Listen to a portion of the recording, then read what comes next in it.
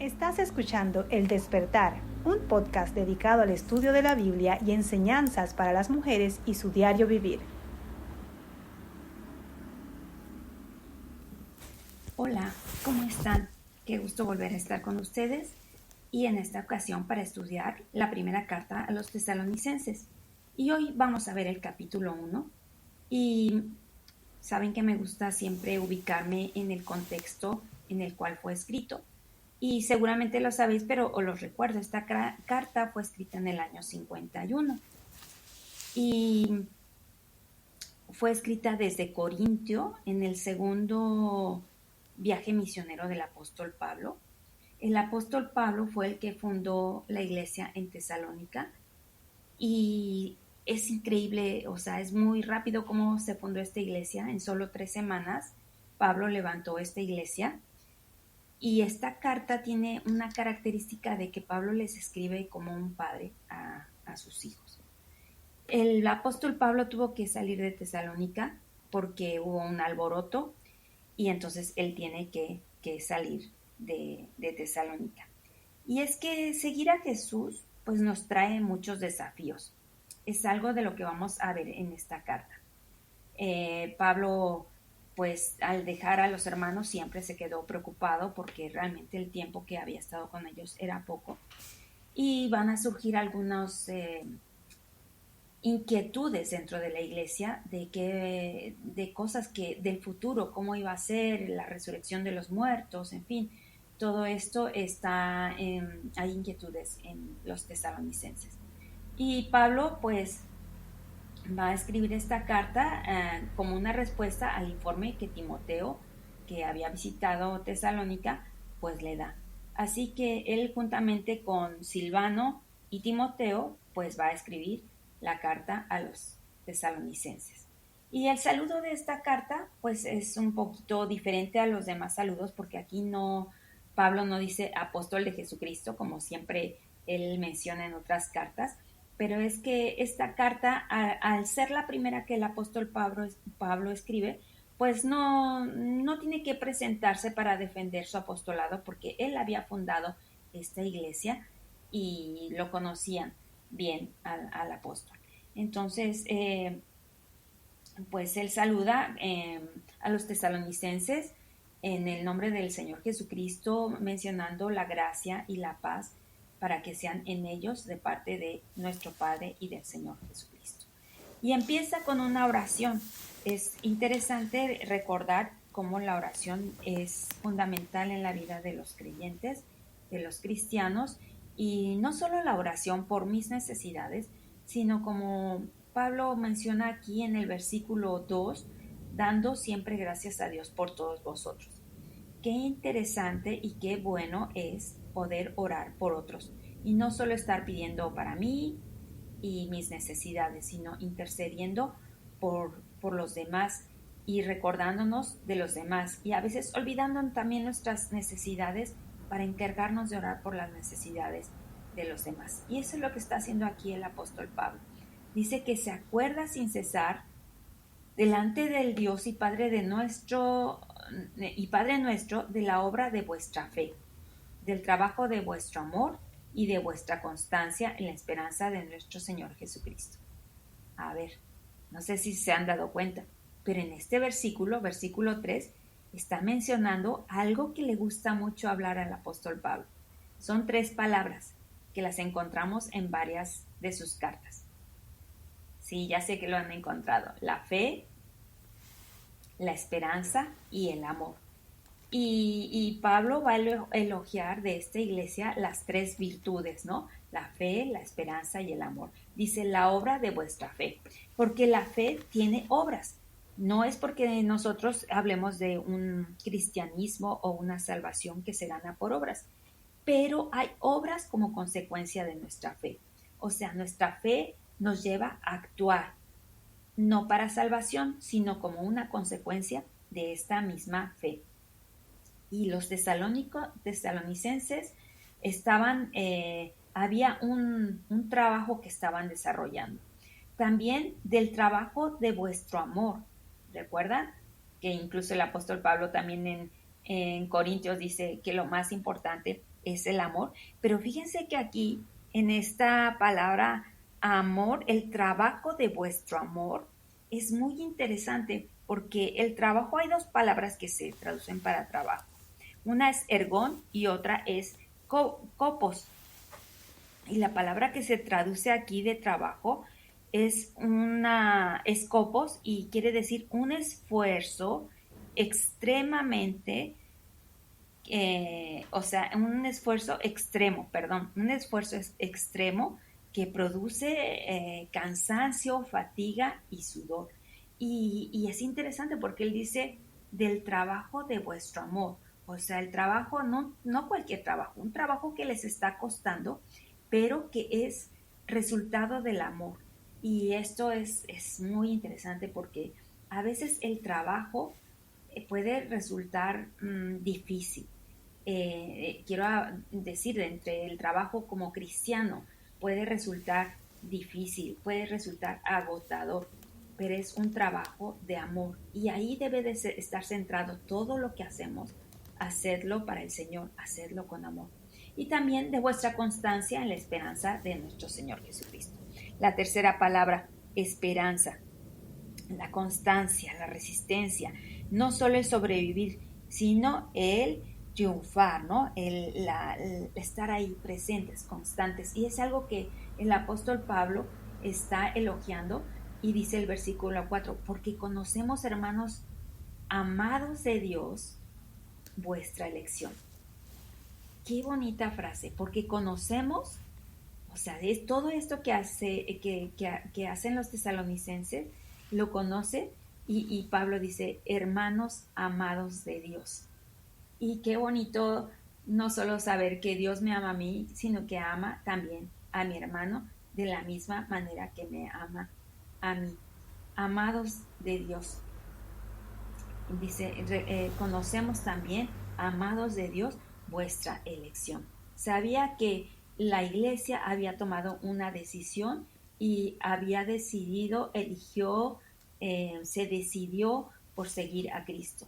Y el apóstol entonces va a hablar de cómo llegó el evangelio a los tesalonicenses. Dice, pues nuestro evangelio no llegó a vosotros en palabras solamente, sino en poder, en el Espíritu Santo. Y es precioso porque aquí ya nos mencionó en el versículo 1 a Dios Padre, nos mencionó al Señor Jesucristo y aquí menciona al Espíritu Santo, ¿no? También en poder del Espíritu Santo. Y Jesús había dicho, recibiréis poder cuando haya venido sobre vosotros el Espíritu Santo y me seréis testigos. Y aquí vemos cómo el Espíritu Santo estaba con el apóstol Pablo, llegó con poder en el Espíritu Santo, o sea, no en las fuerzas del apóstol, sino en la dependencia total de Dios, del Espíritu Santo. Y en plena certidumbre, o sea, llegó también con una convicción. Pablo estaba convencido de que Dios amaba a todos y sabía que Dios tenía poder para perdonar pecados y para transformar a las personas. Ahora, aquí, como os he comentado, pues Tesalónica era una ciudad, es como se introduce el Evangelio a Europa, y era una ciudad más bien de cultura griega. Entonces, aquí va a haber una lucha contra esa cultura griega helenista, donde tenían muchos dioses, donde se creían en varias deidades, y cómo el cristianismo llega para romper todas esas falsas creencias, y tenía que llegar con certidumbre, saber en quién has creído, como decía también el apóstol Pablo. Y eso es algo que debe de haber en nuestras vidas, saber en quién hemos creído, tener certidumbre, tener la certeza de lo que creemos. Y él dice, como bien sabéis cuál fuimos entre vosotros por amor de vosotros. Y aquí está el amor, ¿no? Una vez más, toda la obra del Señor es con amor. Si no amas, no puedes compartir. O sea, necesitamos que Dios nos inunde de ese amor, esa certidumbre, para entonces hacer la obra que Él quiere que hagamos con la ayuda del Espíritu Santo. Dice el versículo 6, y vosotros vinisteis a ser imitadores de nosotros y del Señor. Y esto es bien interesante porque muchas veces decimos, ay, mira, no me veas a mí porque yo puedo fallar. Pon tus ojos en el Señor, mira a Cristo, es que yo te puedo fallar. Es verdad, podemos fallar, pero el apóstol Pablo decía que habían llegado a ser imitadores de ellos y ellos imitadores del Señor. Entonces, nosotros tenemos que imitar al Señor. Es verdad, nos vamos a equivocar y podemos cometer errores, pero tenemos que imitar al Señor y invitar a otros a que nos imiten, porque nosotros estamos imitando al Señor. ¿Cómo fue la conversión de los tesalonicenses? Pues recibieron la palabra en medio de gran tribulación. O sea, gran tribulación es mucha dificultad. No solo era tribulación, era una gran tribulación. Y en medio de esa gran tribulación, ellos recibieron la palabra con gozo del Espíritu Santo. Y es que de verdad, en medio de situaciones difíciles, el gozo del Espíritu Santo está presente. Y estaban los tesalonicenses viviendo una oposición muy, muy fuerte. Y lo que el apóstol Pablo está queriendo hacer es decirles cómo caminar con Jesús cuando me encuentro en dificultades, porque ellos estaban recibiendo mucha oposición, seguramente los acusaban de desafiar al César, algunos tuvieron que huir, a lo mejor algunos fueron aislados de sus vecinos y tenían la hostilidad de la familia, y era una gran tribulación la que estaban viviendo los tesalonicenses, pero con gozo en el Espíritu Santo.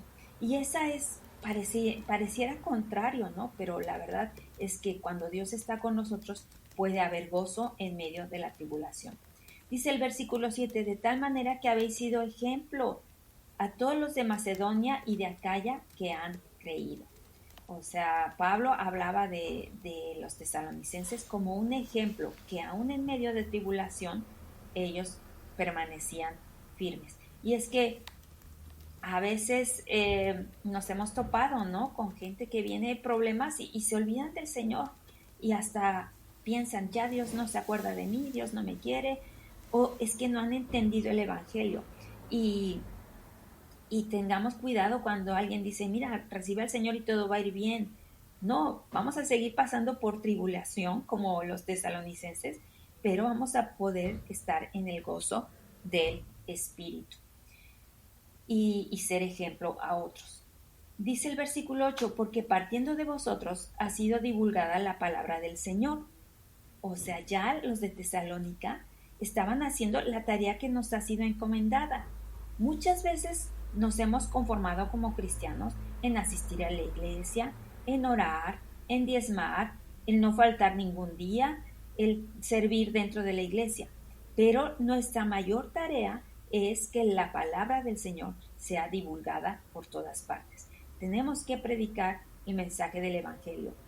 Muchas veces con palabras, muchas veces con acciones, otras veces puede ser con un folleto o compartiendo un versículo. Yo no sé, invitando a alguien a comer, dando oportunidades y haciendo oportunidades para hablar de lo que el Señor ha hecho en nuestras vidas. Y esto estaban haciendo los de Tesalónica, que partiendo de ellos, la palabra estaba siendo divulgada. No solo en Macedonia y Acaya, sino también en todo lugar, vuestra fe en Dios se ha extendido. Yo me pregunto, ¿hasta dónde se ha extendido mi fe? Tiene que haber fruto, mi fe tiene que tener fruto y tengo que estar compartiendo en toda oportunidad pues acerca de nuestra fe en Dios. De modo que nosotros no tenemos necesidad de hablar nada. Ya había un testimonio fuerte de que en medio de una cultura llena de dioses, porque acuérdense que los griegos pues creían en muchos dioses y tenían muchas deidades, sobre todo enfrentaban tres dioses muy fuertes que había en aquella ciudad, pues eran uno de ellos era